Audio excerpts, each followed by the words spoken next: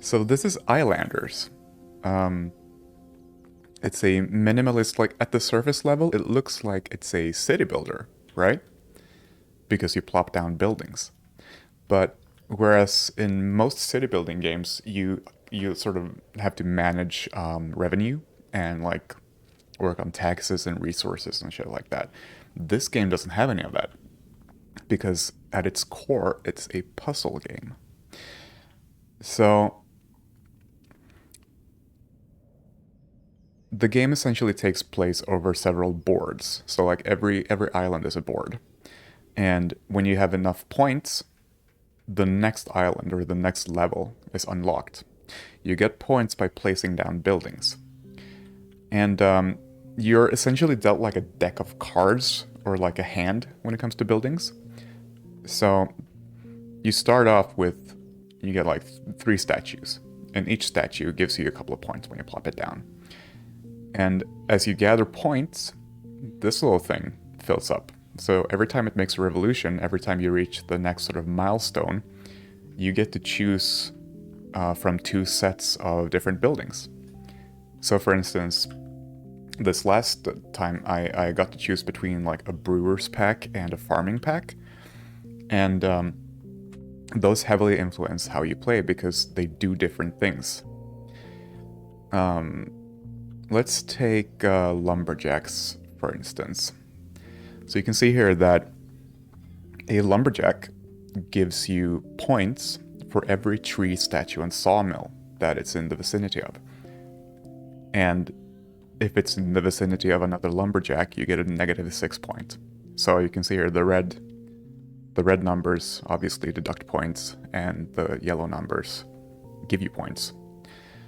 So depending on where I place this, I could either get like 14 points, or I could probably get like a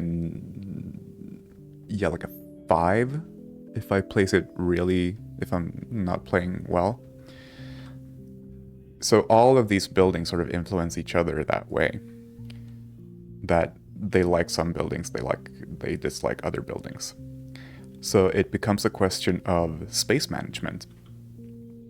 At the same time, you need to make short-term gains, because if you run out of buildings, the game is over.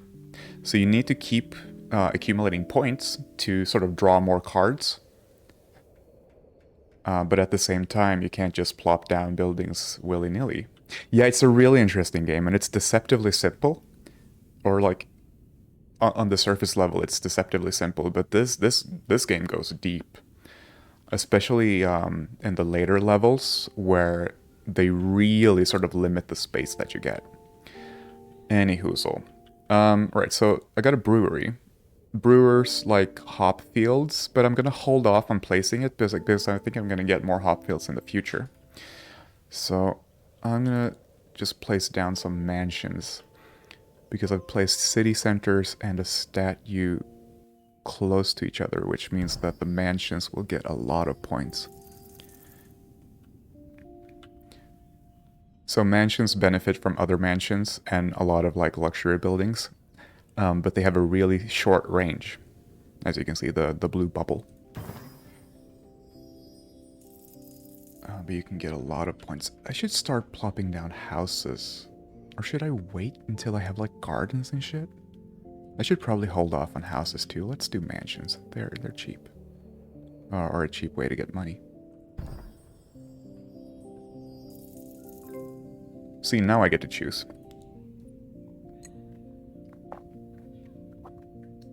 I'm gonna go with a shaman.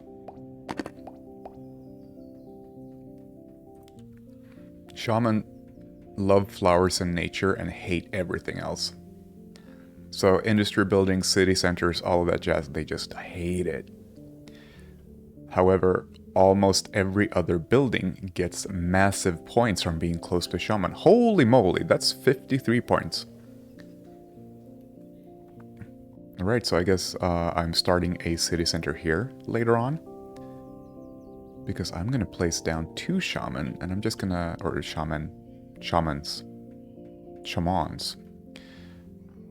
I'm gonna place down 2 of them and just tank that negative modifier.